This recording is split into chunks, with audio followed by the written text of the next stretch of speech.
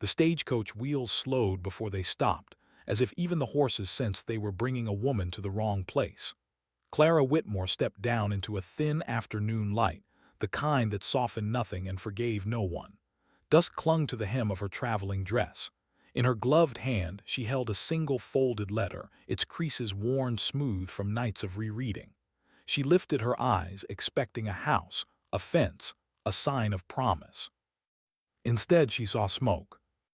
Not the thick, angry kind that still burned, but the pale aftermath of it, ghost smoke rising lazily from a blackened patch of ground. Charred beams lay collapsed like broken ribs. A stone chimney stood alone, stubborn and upright, the only thing that had refused to fall. The smell reached her a moment later, wet ash, old fire, and something faintly bitter, like a future that had already decided not to happen. The driver cleared his throat and waited. Clara didn't move. Around her the town hovered at a distance. Men leaned against storefronts.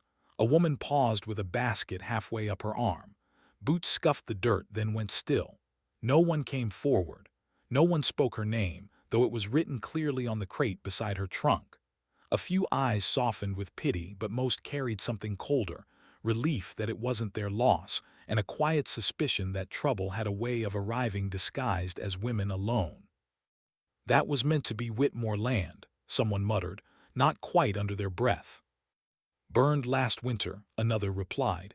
No one lasted there. Clara heard them. She heard everything. But she stood as if rooted, staring at the ruin that was supposed to be her beginning. Slowly she crossed the dirt road, each step deliberate, measured, as though haste might shatter her. When she reached the edge of the ash, she stopped and knelt. The ground stained her gloves black. She didn't brush them clean. She unfolded the letter. The paper trembled once, then steadied. She read the words aloud, quietly, the way one does when speaking to the dead. The man's handwriting was careful, almost shy. He had written of a small house, a good land that needed tending but would answer to patience. He had promised work and a place and respect. He had signed his name neatly, as if that alone might make it true. Her voice did not break. When she finished, she folded the letter again and held it to her chest for a long moment, breathing in through her nose, out through her mouth, counting without numbers. Only then did she rise. Someone offered her water, another a blanket, a third suggested the boarding house, her tone already rehearsing the kindness. Clara thanked them all and refused, not sharply, not proudly, simply as if the answer had been decided long before she arrived. "This is where I was meant to be," she said, looking not at them but at the chimney. "I'll stay." That was when Elias Crow noticed her. He stood apart from the others, near the far end of the street where the clang of iron usually ruled the day. His forge was quiet now, the fire banked low. He had paused mid-step, one boot forward, his body angled away from the scene as if he had intended to leave before it touched him. The sleeve of his coat hung empty at his side, pinned neatly, unmoving. His remaining hand rested against the door frame, scarred fingers curled inward. He watched the woman by the ashes not with curiosity, but with recognition. He knew the posture of someone deciding not to run. Clara spread her bedroll near the ruins as the light faded. She worked with efficiency, her movements economical, betraying no uncertainty. When night came, the town retreated behind doors and shutters, leaving her alone with the cooling earth. Ash drifted when the wind shifted, settling like pale snow on her hair. She did not wipe it away. From the forge, Elias turned his head. He could have gone inside. He could have shut the door and let the night take care of itself. He had learned long ago how to mind his own business. His life depended on it. He took a step away. Then he stopped. The sound of his hammer rang out once, sharp, singular, before he realized he had struck the anvil without meaning to. The echo rolled down the empty street and died. Silence followed, heavy and waiting. Clara lay down beside the ruins, the ground hard beneath her, the sky wide and indifferent above. She stared at the stars, breathing slow, counting the spaces between them. Somewhere nearby, iron cooled. Somewhere else, a man stood very still, torn between leaving and staying. Neither spoke, neither moved closer. But something, quiet and unyielding, had already begun. Morning found the forge awake before the town remembered it needed to be. The first sound was iron meeting iron, steady, unhurried, precise. Sparks leapt like brief stars and vanished.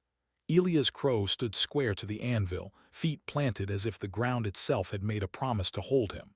He worked with one arm, but nothing about the motion suggested lack. The tongs were anchored in a custom vise bolted to the anvil's side. Leather straps, worn soft by years of use, looped where a second hand might have been. He leaned, shifted, counted his breaths, and struck. 1, 2, 3.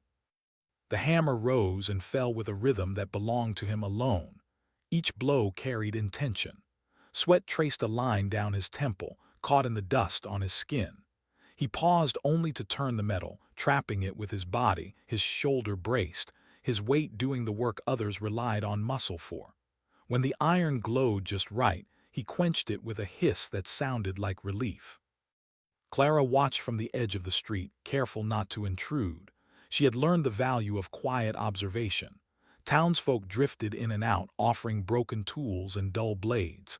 Elias took them all without comment. He repaired a plowshare, then a hinge, then a set of nails hammered straight again. When coins were offered, he shook his head once and slid the finished work across the bench. A man protested. Elias only met his eyes, steady and unblinking, until the man took the tool and left, unsettled by a generosity that asked nothing back. Whispers traveled faster than smoke. "That's Crow," someone said. "Lost the arm south of here." "He's the one," another murmured. "Stopped Boone's cousin once. No gun, just stood there." The story changed with each telling, but the spine of it stayed true.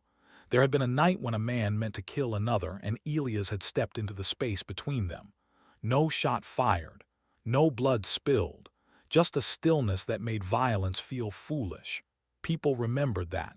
They remembered, too, how Elias never spoke of it. Clara approached when the forge went quiet, the fire banked low again. She stood with her hands folded, posture straight, eyes attentive. "I can pay," she said, "for a place to sleep, or work, either." Elias wiped his brow with his sleeve and looked at her fully for the first time. Not at her dress or her trunk, but at her eyes. He shook his head. "Don't need money." She nodded once, accepting the refusal without offense. "Then work." That made him pause. He studied her, measuring not her strength but her patience. "I've got scrap to sort," he said finally. "Accounts to keep." "I can read," she replied, "and count." He gestured toward a crate. She knelt and opened it, fingers moving with quiet confidence. She separated iron by weight and shape, setting aside what could be reused. When he brought out a ledger, its pages curled and stained, she scanned it quickly. Her eyes moved faster than he expected. "You track inventory," she said, not asking, "but your columns don't balance." He stiffened, then relaxed. "Haven't balanced in years." She took a stub of charcoal and corrected the figures, explaining nothing. When she finished, the numbers settled into place like stones finding their level. Elias watched her hands. They were steady, unadorned, used to work that did not announce itself. As the day wore on, they labored side by side without ceremony. He forged. She measured. He counted breaths. She counted weights. They spoke only when needed. When dusk crept in, the forge glowed softer, the heat easing into something like comfort. Elias leaned against the bench, exhaustion catching up to him. Clara closed the ledger and handed it back. "I won't stay forever," she said quietly. "Just long enough." He met her gaze. In it he saw not desperation but resolve shaped by restraint. "You can sleep near the forge," he said. "It's warmer." She inclined her head, gratitude expressed without display. As she turned away, Elias watched her pause, calculating distances, possibilities, futures carefully. He returned to the anvil, lifted the hammer once more, and stood. The night settled early, pressing its weight against the forge walls until even the fire seemed to burn more quietly. Clara waited until the street outside went still, until the last set of boots passed and the murmur of voices thinned into nothing. Only then did she draw the satchel from beneath her bedroll. It was plain leather, scuffed and unremarkable, the kind a traveler might use for extra shirts or spare tools. She set it on her knees and rested her hands on it for a moment without opening it, as if reminding herself why it stayed closed. When she finally turned the small brass key, the click sounded louder than it should have. Inside, the lantern light found paper before it found gold. Certificates, bonds, names written in ink so fine it looked etched rather than drawn. She lifted one sheet carefully, as though it might bruise. The amounts printed there were not meant for frontier towns. They belonged to counting rooms with marble floors and men who spoke softly because they never needed to raise their voices. Her fingers did not tremble, they never did anymore. She had not come west to grow rich, she had come west to disappear. Clara returned the papers to the satchel untouched, locking it again with practiced ease.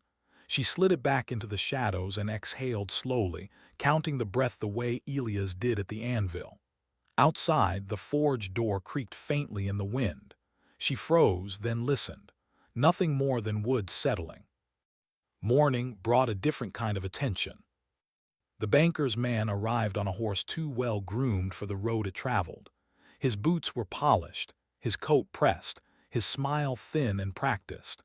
He stepped into the general store with the air of someone used to being welcomed. Clara stood at the counter, measuring grain with the shopkeeper, her charcoal-stained fingers moving with efficient grace. The man watched her write figures on a slate. He watched the angle of her wrist, the spacing of her numbers. Something in his expression shifted, not recognition exactly, but suspicion sharpening into focus. "That hand," he said lightly, "you learned that back east." Clara did not look up. "I learned it where it was needed." He smiled wider. "Ledger work like that doesn't come cheap." By noon, the town was humming with a new story. It slipped between conversations, bent and reshaped as it traveled.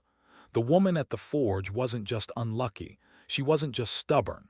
She had money, Eastern money, enough to buy more than she let on. Curiosity soured into calculation. Why did she sleep near ashes if she could afford better? Why work for Elias Crow if she could hire men? Some wondered aloud if the ruins were part of a plan. Others whispered that fortunes like hers never arrived without blood somewhere behind them. Clara felt the change in the way people looked at her. She kept her posture steady, her answers brief. She gave nothing away. But the weight followed her, invisible and heavy, like a shadow that did not belong to her shape. Elias heard the rumors before she did. He heard them the way he heard changes in metal, through tension, through tone. A man lingered too long at the forge, pretending to browse nails while his eyes tracked Clara's movements. Another asked, half joking, what percentage Elias took for keeping company with a wealthy woman. Elias set his hammer down. The sound cut through the air clean and final. "I don't take from her," he said, "and she doesn't give." The man laughed uneasy. "Everyone gives something." Elias stepped closer, his presence filling the space without threat. "Not everything's for sale." The laughter died quickly after that. It was Silas Boone who chose the moment to arrive. He came riding easy, hat tipped just enough to be polite, just enough to remind everyone he knew exactly how he was seen. His smile reached his eyes only when it suited him. He greeted the shopkeeper by name, clapped a man on the shoulder, nodded at Elias as if acknowledging a piece of furniture he respected but did not need. Then he turned to Clara. "Well now," he said, voice smooth as old wood, "seems we've got ourselves a surprise." The room stilled. Clara met his gaze evenly. She had seen men like him before, men who believed charm excused cruelty, who mistook attention for ownership. "I don't surprise easily," she replied. Silas's smile widened. "I hear tell you're sitting on a small fortune." "I hear tell," she said, "that this town has trouble minding its own business." A few men shifted. Someone cleared their throat. Silas laughed softly, the sound pleasant and hollow. No offense meant. Folks just like to understand who they're dealing with. Elias spoke then, his voice low but carrying. She's dealing with me. Silas turned, eyes flicking to the empty sleeve, the scarred hand. His smile thinned. And what's your arrangement, Crow? There isn't one. That earned a pause. Silas tilted his head. No profit. Elias held his gaze. No profit. Something cold passed through Silas's eyes, gone as quickly as it came. He tipped his hat toward Clara. Well, he said, money has a way of announcing itself eventually. He left with the same easy grace he'd arrived with, but the room exhaled only after he was gone. That night Clara sat by the forge, lantern low, listening to the murmurs outside. She did not open the satchel. She did not need to. She knew what it contained, and she knew what it cost to let it be seen. Across the room, Elias banked the fire and stood, shoulders squared, habit unbroken. He had turned away wealth without touching it. She had carried it without using it. Outside, Silas Boone rode slowly through the dark, smiling to himself, already deciding how to make the fortune speak.